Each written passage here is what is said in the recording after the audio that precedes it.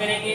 अगला बिंदु है अपना, इसका नाम है मानव विकास के उपागम। यानी इससे पहले अपन लोगों ने कि मानव विकास क्या होता है और मानव विकास की अवधारणा किसने क्या दी थी, उसके बाद में अपन लोगों ने ये भी देखा था कि मानव विकास के मतलब जो स्तंभ है वो क्या होते हैं, उसके बारे में बात की थी। आज अपन जिस टॉपिक के बारे में चर्चा करेंगे वो अगला बिंदु है अपना मानव विकास के उपागम। यानी मानव विकास को प्राप्त करने की क्या क्या विधियां हैं, क्या तरीके हो सकते हैं जिनसे हम मानव विकास को प्राप्त कर सकते हैं। तो मानव विकास के उपागम की बात करते हैं तो अपन इसमें देखते हैं मानव विकास के 4 उपागम हैं। एक आय का उपागम, कल्याण का उपागम, आधारभूत आवश्यकताओं का उपागम और एक होता है क्षमता का उपागम। तो ध्यान रखें आप लोग कि मानव विकास के उपागम कितने हैं, 4 उपागम हैं और 4 कौन-कौन से हैं और इसका क्या मीन्स क्या अर्थ होता है। पहला अपने पास है आय का उपागम। एक अपने पास मानव विकास के उपागम की बात करो तो इसको अपन कहते हैं आय का उपागम। और जब हम आय के उपागम की बात करते हैं विद्यार्थियों तो हम लोग देखते हैं कि मानव विकास के जो 4 उपागम है और उपागमों में ये सबसे पुराना उपागम है वो माना जाता है। और इस उपागम की जो गणना है वह गणना आय के आधार पर की जाती है। इसका मतलब कि आय उपागम है, इसमें किसको आधार मान करके मानव का मतलब जो गणना करेंगे या आधार किसको मानेंगे, वो मानेंगे आय के आधार पर। यानी किस व्यक्ति की कितनी क्या आय है उसके आधार पर ही हम निर्धारित कर पाएंगे कि वह देश मानव विकास उसका ज्यादा है या फिर उस देश का मानव विकास कम है। यानी आय के आधार पर निर्भर होगा, इसलिए इसका नाम ही अपने उपागम नाम रखा है उपागम का, आय का उपागम। तो एक बात ध्यान रखेंगे, इन चारों उपागमों में ये सबसे प्राचीन उपागम है। ये आय को आधार मान करके किसी देश के मानव विकास का ये क्या करता है, निर्धारण करता है। अगर किसी देश की आय ज्यादा है, प्रति व्यक्ति आय या उस पूरे देश की आय ज्यादा है तो अपन कह सकते हैं कि इस उपागम के अनुसार उस देश जिस देश की आय ज्यादा वह देश ही ज्यादा मानव विकास को प्राप्त करेगा या उस देश का ही ज्यादा मानव विकास होगा। तो ध्यान रखेंगे जिस जो आय बढ़ेगी तो उस मानव विकास का स्तर भी क्या होगा, बढ़ेगा। यानी अधिक आय से स्वतंत्रता बढ़ती है। अगर व्यक्ति के पास अधिक आय प्राप्त होगी, विभिन्न प्रकार के स्वतंत्र रूप से वो विभिन्न प्रकार के उनको जो अवसर मिलेंगे उन अवसरों का वो आराम से उपयोग वह कर सकता है। दूसरा अपने पास है कल्याण का। यहाँ इतना ही ध्यान रखना है कि आय बढ़ेगी तो उस देश का मानव विकास ज्यादा होगा। अगला अपने पास है कल्याण का उपागम। यानी कल्याण पर विचारधारा भी अपने पहले चैप्टर के अंदर पढ़ी थी, जो 1970 के दशक में 3 विचारधारा निकली थी, उसके अंदर एक विचारधारा आई थी कल्याण परक विचारधारा, वही है कल्याण उपागम। ये कहता है मानव तो एक सिर्फ क्या है, लाभार्थी होता है। यानी कोई भी देश उस देश की जो सरकार है, सरकारें होती है, वो विभिन्न प्रकार की योजनाओं को क्रियान्वित करती है। अब उस योजना को क्रियान्वयन करने में मानव ज्यादा ध्यान नहीं है, उससे कोई मतलब नहीं है, लेकिन उनका एकमात्र जो उद्देश्य है वह उस योजना को किस प्रकार से उस योजना को प्राप्त करे ताकि उस योजना का लाभार्थी होगा। यानी उसको उस योजना का क्या मिलना चाहिए, लाभ मिलना चाहिए। यानी मानव सिर्फ क्या होता है, लाभार्थी होता है। यानी कोई भी योजना है उस योजना को उसको लाभ मिलना चाहिए।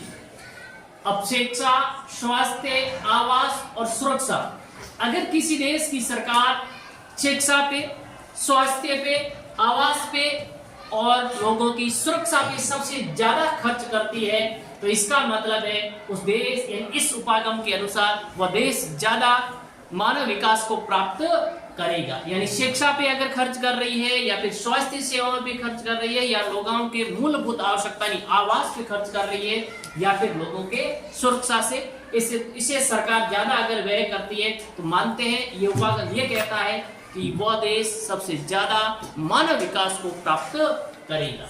अगला अपने पास है आधारभूत आवश्यकता का उपागम।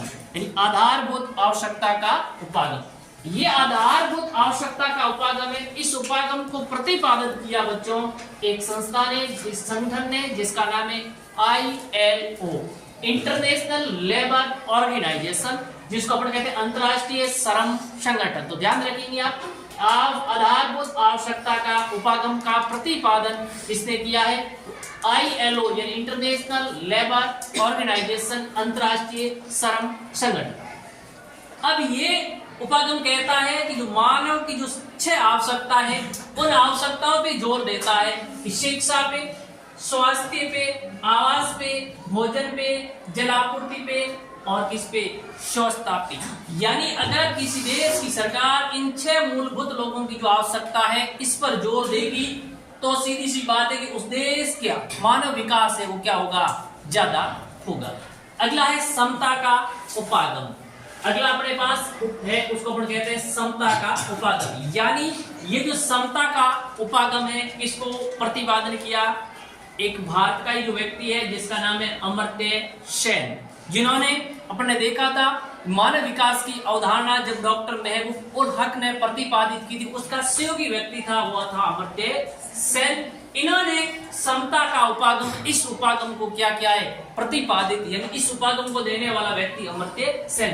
ये कहता है कि तीनों क्षेत्रों में मानव, तीनों कौन सी? शिक्षा, स्वास्थ्य और संसाधनों तक पहुंच, यानी संसाधनों में विभिन्न प्रकार की वस्तु सेवाओं को क्रय करने की क्षमता।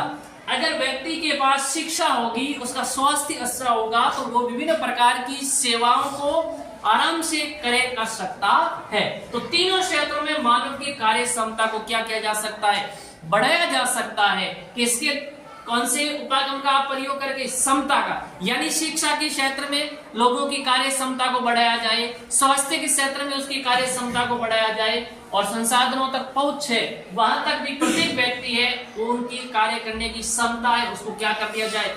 बढ़ा दिया जाता है। तो अपन कहते हैं कि उस देश का मानव विकास है वो क्या है? सर्वोत्तम होगा, सबसे ज्यादा होगा। तो इस प्रकार से मानव विकास की ये उपागम है विद्यार्थियों, 4 उपागम है, इनको आप ध्यान रखिए। यहाँ से प्रश्न परीक्षा में देखने को आपको मिल सकता है। इससे आगे बढ़ते हैं तो अपन देखते हैं कि मानव विकास इसका मापन कैसे करेंगे। यानी मानव विकास है लेकिन उसका मापन किस प्रकार से किया जाएगा? यानी किस देश का मानव विकास ज्यादा है या किस देश का मानव विकास क्या है? कम है, उसका अपने को मापन करना पड़ेगा। तो मापन करने के लिए अपन लोग क्या करेंगे? तो देखिए मानव विकास का मापन, यानी मानव विकास का मापन करने के लिए एक सूचकांक है वो अपने पास है मानव विकास सूचकांक, जिसको बोलते हैं HDI। क्या बोलते हैं शॉर्टकट में? HDI, यानी मानव विकास सूचकांक। HDI का फुल फॉर्म क्या होती है बच्चों? मानव विकास सूचकांक। अब ये जो मापने की, मानव विकास को मापने की पद्धति है, इसको देने वाला व्यक्ति है वह विद्यार्थियों महबूब उल हक ने दिया। किसने दिया? महबूब उल हक ने 1990 में मानव विकास सूचकांक को प्रतिपादित किया। अब ये तो दे दिया मानव विकास सूचकांक, लेकिन इस मानव विकास जो सूचकांक है किस देश का ज्यादा होगा, किस देश का कम है, किस देश का कितना है, क्या है, ये सारी की सारी जो SDR रिपोर्ट प्रकाशित करेगा वो कौन करेगा? वो एक संगठन है जिसका नाम है UNDP, यानी मानव विकास सूचकांक मापने का एक पद्धति है। इस पद्धति को देने वाला व्यक्ति महबूब उल हक है, लेकिन ये पद्धति है इसमें जो आपको आंकड़े या डाटा है उसको एकत्रित करने का काम है वो किसका है? UNDP का है, जिसके आधार पे अपनी अनुमान लगाएंगे कि किस देश है, कौन सा देश किस रैंक पर है, उसको कितने अंक है वो हासिल हुए है, उसका करने का, वो सारी रिपोर्ट तैयार करने का काम किसका है? UNDP। तो ध्यान रखेंगे कि मानव विकास सूचकांक देने वाला तो कौन है? महबूब उल हक। कब दिया? 1990 में। लेकिन ये मानव विकास सूचकांक के अंदर जो अपन गणना करेंगे, जो आंकड़े एकत्रित करेंगे या इस रिपोर्ट का जो प्रकाशन होगा वो कौन करेगा? UNDP। जब 1990 में UNDP का मतलब होता है यूनाइटेड नेशन डेवलपमेंट क्या होता है? प्रोग्राम, यानी संयुक्त राष्ट्र विकास कार्यक्रम। क्या कहते हैं इसको? संयुक्त राष्ट्र विकास कार्यक्रम। ठीक बात है। कब दिया गया? 1990 में। ये प्रति वर्ष यानी प्रत्येक वर्ष HDR प्रकाशित, यानी मानव विकास रैंक या मानव विकास रिपोर्ट, इस रिपोर्ट को प्रकाशित कौन करती है? UNDP। ध्यान रखेंगे, ठीक है। अब ये यूएनडीपी है 1990 से लगातार जो एचडीआई में एचडीआर मानव विकास रिपोर्ट को प्रकाशित करती है। लेकिन ये जो मानव विकास की रिपोर्ट प्रकाशित करती है ना, इसको किसके आधार पे करेगी? ये किन के आधार पे करेगी? एक तो उस देश की शिक्षा, उस देश की स्वास्थ्य व्यवस्था, उस देश के व्यक्तियों की संसाधनों तक पहुंच कितनी क्या है, इनके आधार पर ही देशों का स्कोर और रैंक है वो क्या करती है बच्चों? ध्यान रखेंगे आप कि यूएनडीपी ये एचडीआर यानी मानव विकास रिपोर्ट को जारी करती है। लेकिन किस देश का अगर मानव विकास रिपोर्ट जारी करना है तो उसको किन घटकों के आधार मान करके? शिक्षा पद्धति, किसको लेकर के? शिक्षा को लेकर के, स्वास्थ्य को लेकर के, वहां पे संसाधनों, वहां पे लोगों के संसाधनों तक पहुंच कितनी क्या है उनको लेकर, इनके आधार पर ही देशों का स्कोर व रैंक है वो क्या की जाती है बच्चों? जारी की जाती है। तो ध्यान रखेंगे, जारी मतलब मानव विकास सूचकांक एचडीआई क्या है? मानव विकास का मापन करने का पद्धति है। अब ये पद्धति है मानव विकास सूचकांक देने वाला व्यक्ति कौन है? महबूब उल हक ने दिया। कब दिया? 1990 में। लेकिन ये इस मानव विकास सूचकांक के अंदर जो रिपोर्ट आती है उसको तैयार कौन करता है? यूएनडीपी, जो 1990 से जो संयुक्त राष्ट्र विकास कार्यक्रम जो प्रति वर्ष एसडीआर मानव विकास रिपोर्ट जारी करता है। और ये मानव विकास रिपोर्ट जारी किसको आधार मान के करता है? ये आधार मानता है शिक्षा, स्वास्थ्य और संसाधनों तक उस व्यक्ति की पहुंच, उसके आधार पर ही उन देशों का स्कोर और रैंक है वो जारी की जाती है।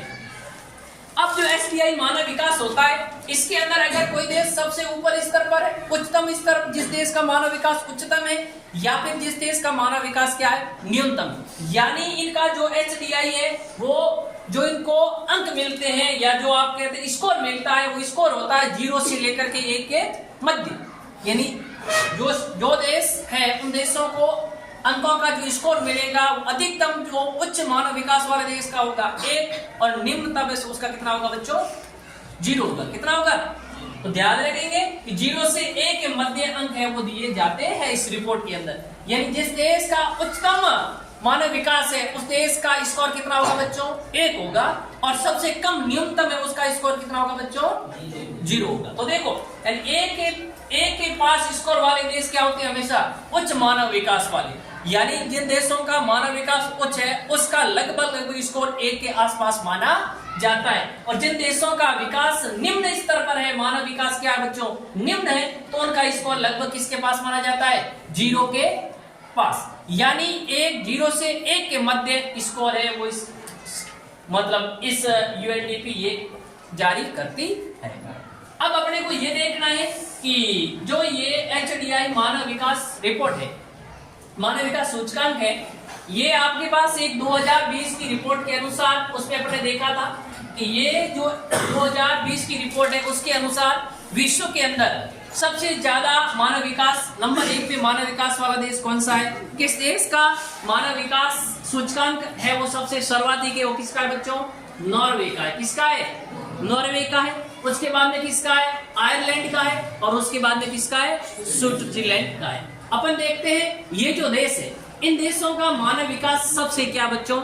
उच्चतम है। ये सारे के सारे देश है विद्यार्थियों, वो किस महाद्वीप के देश है? सारे के सारे देश यूरोप महाद्वीप के देश है। कौन से महाद्वीप के देश है? ये सभी यूरोप। लेकिन ये देश है ना, ये क्षेत्रफल की दृष्टि से बिल्कुल छोटे देश है बच्चों। कैसे देश है? क्षेत्रफल की दृष्टि से क्या है? छोटे हैं। फिर भी इनका मानव विकास क्या है? सबसे ज्यादा। तो अपन कह सकते हैं यूरोप देश के अधिकांश देशों का मानव विकास क्या है? उच्च है। फिर अपन बात करते हैं ये रिपोर्ट आंकड़े कब के बच्चों? 2020 के।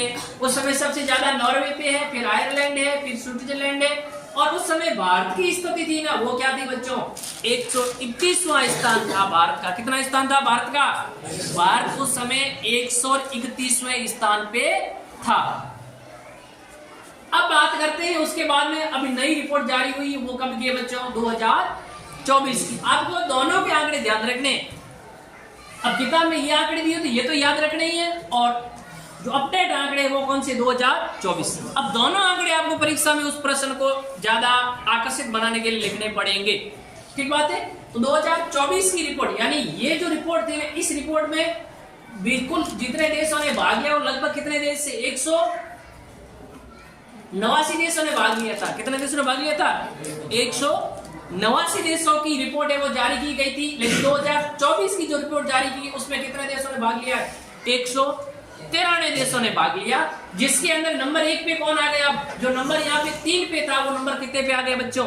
1 पे आ गया। अब यहाँ पे कौन है? 2024 की रिपोर्ट के अनुसार मानव विकास नंबर 1 पे कौन सा देश है बच्चों?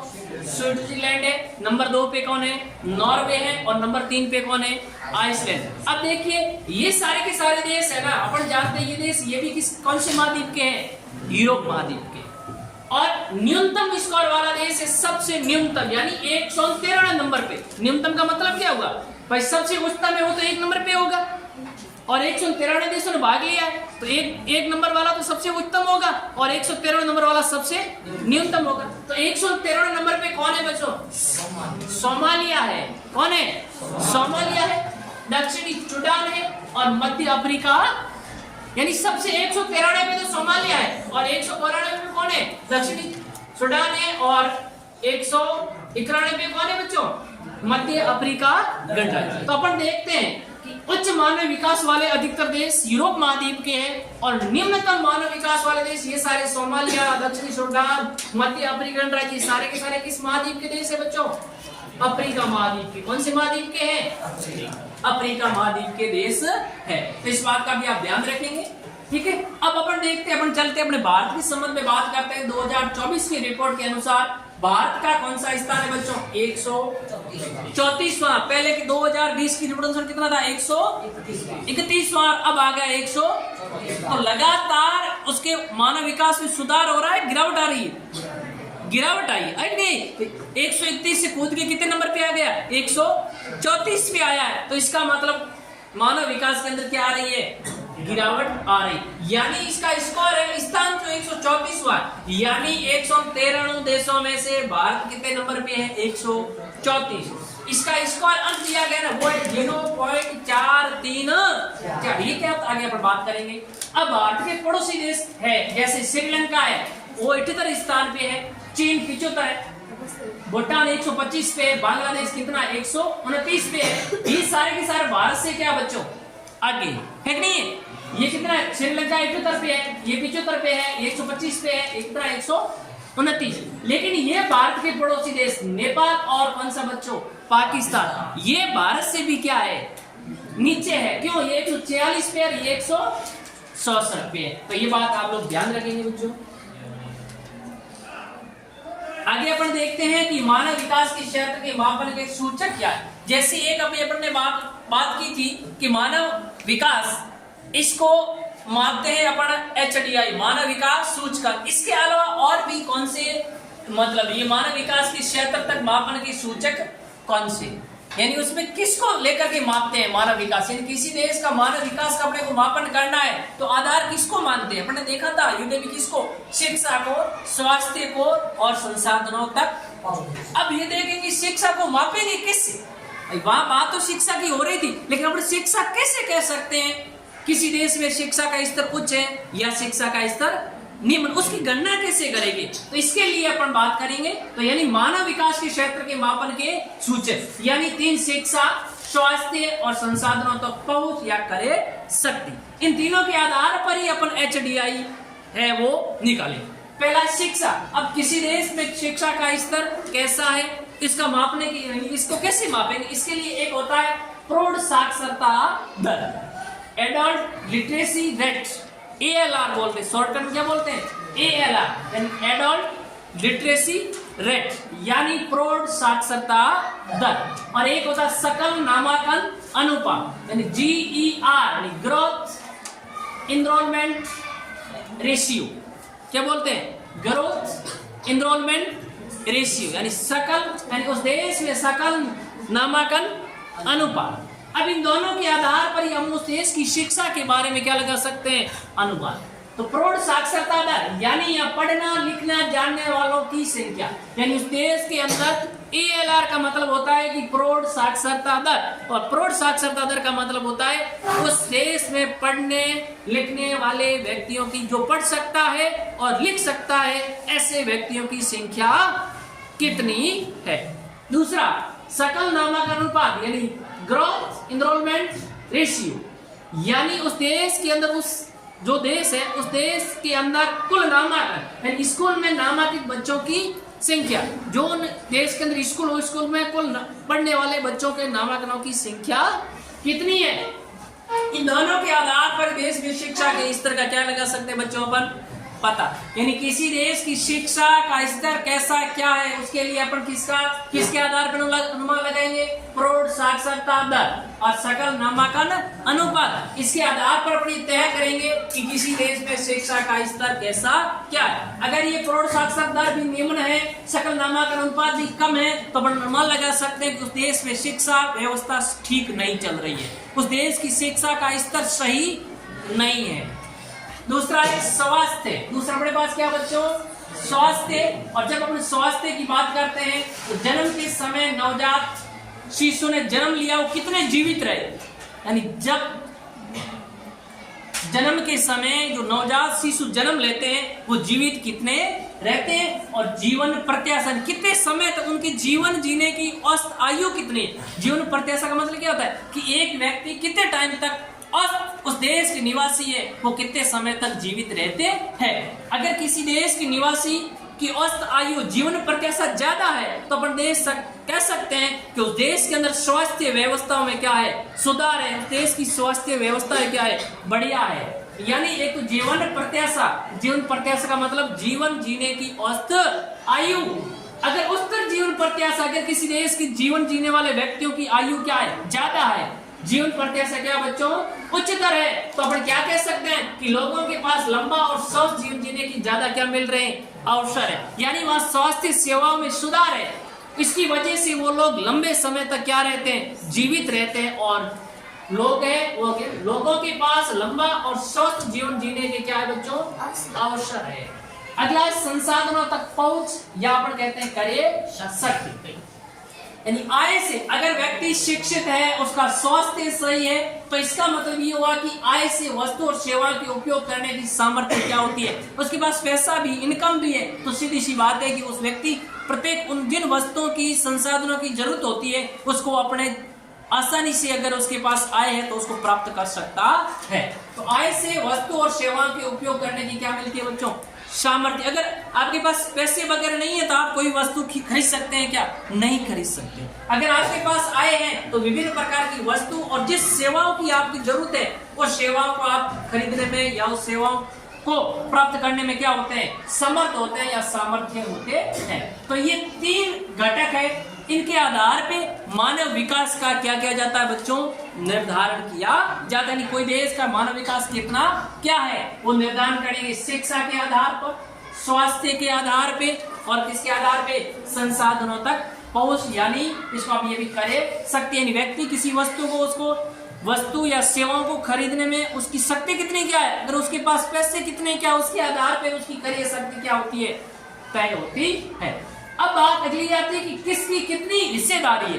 भैया अपन इन तीनों के आधार पर मानव विकास का निर्धारण करेंगे नहीं करेंगे, लेकिन किसकी कितनी क्या हिस्सेदारी है, उसमें शिक्षा की हिस्सेदारी कितनी है, स्वास्थ्य की हिस्सेदारी कितनी है, क्रय शक्ति, संसाधनों तक उसकी हिस्सेदारी कितनी। देखो पहले तीनों की अलग अलग गणना। देखो पहले अपनी शिक्षा की गणना की, भाई किसी देश की शिक्षा में स्तर का पता कैसा लगाते, फिर अपने स्वास्थ्य की बात की, और फिर अपने संसाधनों तक पहुंच की बात। तो इसका मतलब है कि पहले तीनों की, 1, 2 और 3 नहीं, तीनों की अपन क्या करते हैं, अलग अलग गणना करते हैं, और प्रत्येक का हिस्सा कितना होता है, 1/3, 1/3 होता है। कितना होता है, शिक्षा का भी उस देश में 1/3 लेंगे, स्वास्थ्य सेवाओं कितना लेंगे, 1/3 लेंगे, और संसाधनों तक पहुंच व्यक्तियों की कितनी क्या है उसका भी कितना भाग लेंगे, 1/3। अब 1 + 1/3 + 1/3 + 1/3 को जोड़े कितना प्राप्त होगा बच्चों, आपको 1 प्राप्त होगा। वापस कितना प्राप्त हो जाएगा, HDI 1 और 0 के मध्य ही होता है, स्कोर जारी करता है। तो प्रत्येक का हिस्सा 1/3 होता है, HDI बराबर 1/3 1/1। मानव विकास के प्राप्त स्तर को ये क्या करता है, बताता है। यानी इसके आधार पर ही मानव विकास का अपन क्या करेंगे बच्चों, निर्धारण करेंगे।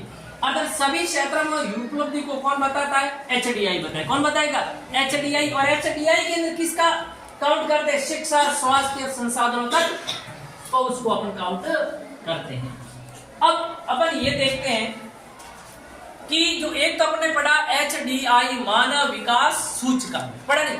इसके अलावा भी क्या UNDP कोई और भी क्या मानव विकास को मापने के लिए कोई सूचकांक जारी करता है या नहीं? यानी कहने का मतलब ये UNDP मानव विकास को मापन के लिए कितने प्रकार की सूचकांक को क्या करता है, जारी करता। एक अभी अपने पढ़ा कौन सा, HDI मानव विकास सूचकांक, एक होता है HPI मानव गरीबी सूचकांक, एक होता है PFI राजनीतिक स्वतंत्रता सूचकांक, और एक होता है CPI, क्या होता है CPI भ्रष्टाचार धारणा, ये भी कौन जारी करता है, UNDP।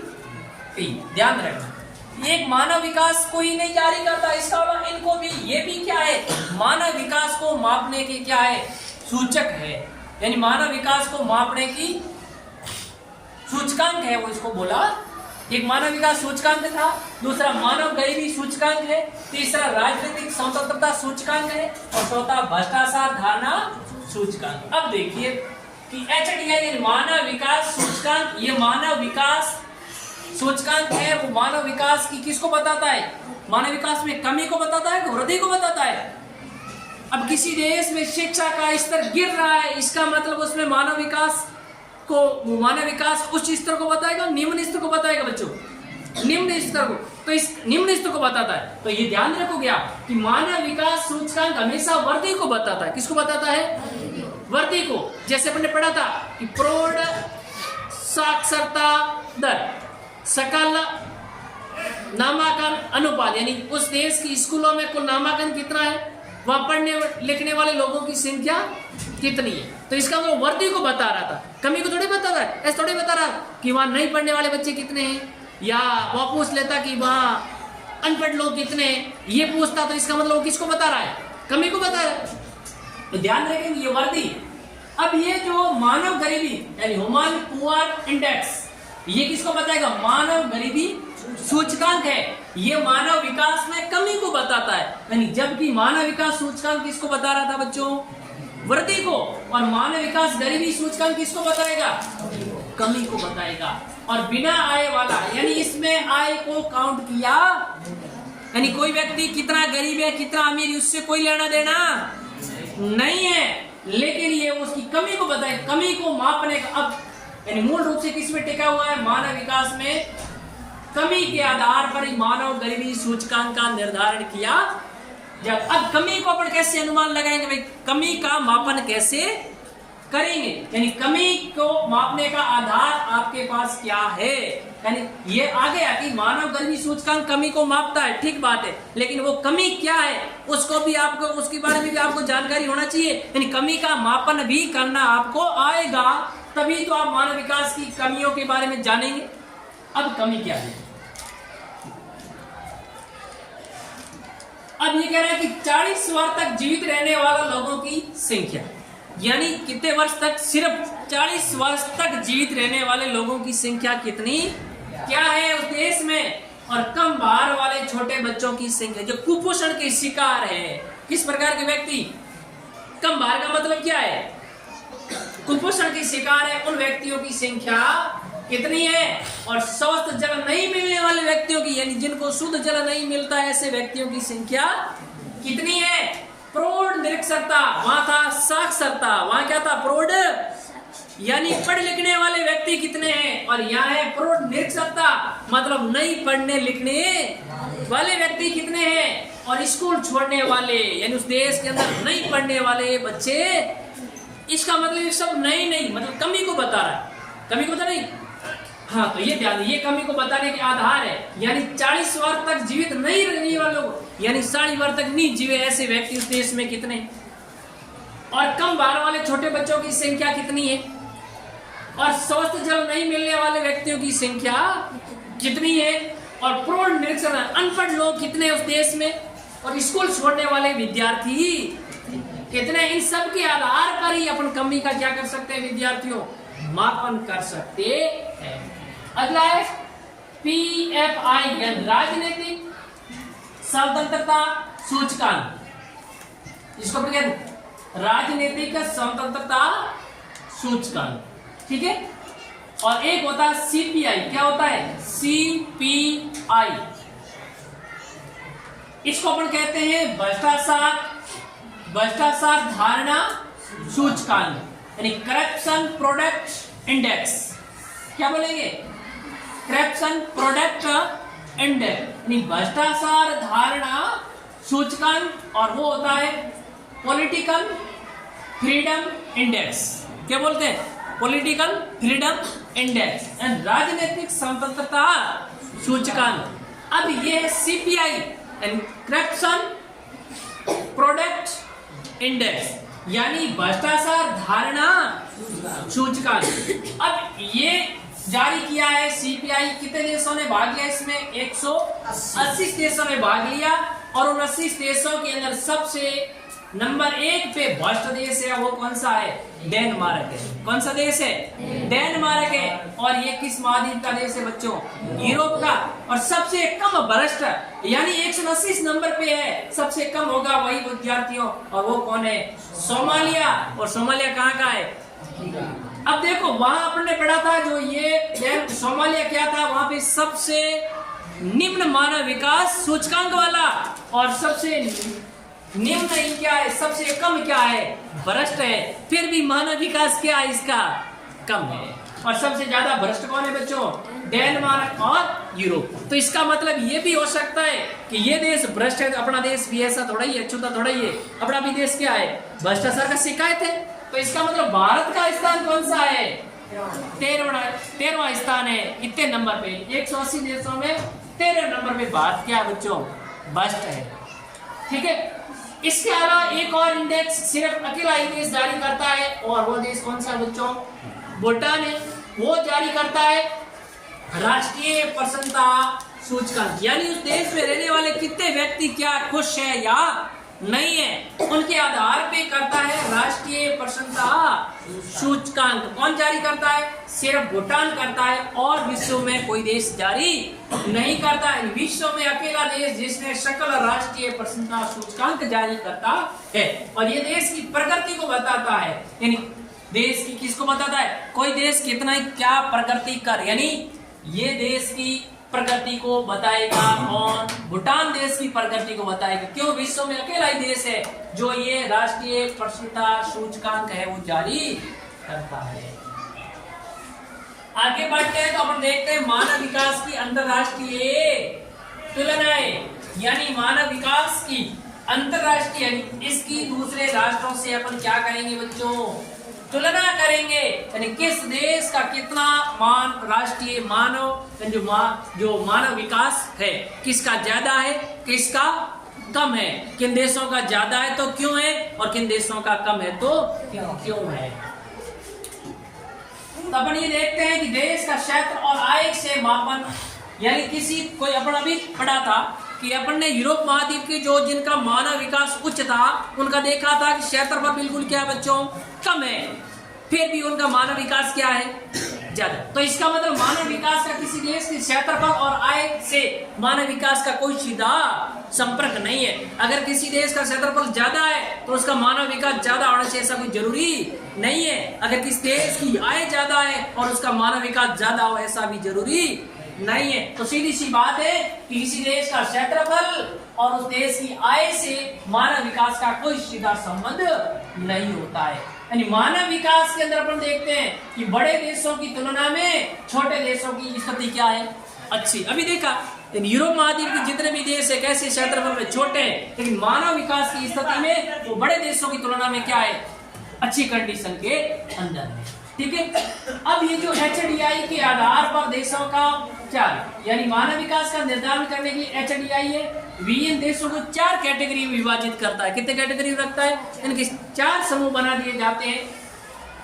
एक होता है जिसको अपन कहते हैं अति उच्च स्तर के देश, एक होता है उच्च स्तर के देश, और एक होता है मध्यम स्तर के देश, और एक होता है अपने पास निम्न स्तर के देश। यानी HDI जो स्कोर होता है, अगर किसी देश का 0.800 से क्या है अधिक है तो उस देश को अपन अति उच्च श्रेणी के अंतर्गत रखते हैं। अगर किसी देश का स्कोर HDI वो 0.770 से 0.7 9 के मध्य है, तो इसका मतलब वो उच्च श्रेणी का देश माना जाएगा। अगर किसी देश का जो स्कोर है वो 0.550 से 0.699 के मध्य है तो मध्यम श्रेणी का होगा, और 0.549 से कम है तो किस श्रेणी का माना जाएगा? निम्न श्रेणी का माना जाएगा। इसी प्रकार से 2020 का जो सर्वे हुआ था, मानव विकास सूचकांक जारी हुआ था, उसके अंदर कुल 189 देशों ने भाग लिया था, और जिसके अंदर अति उच्च श्रेणी में जो मानव विकास वाले देश थे उन देशों की संख्या थी 66। यहाँ पे कितने देश थे?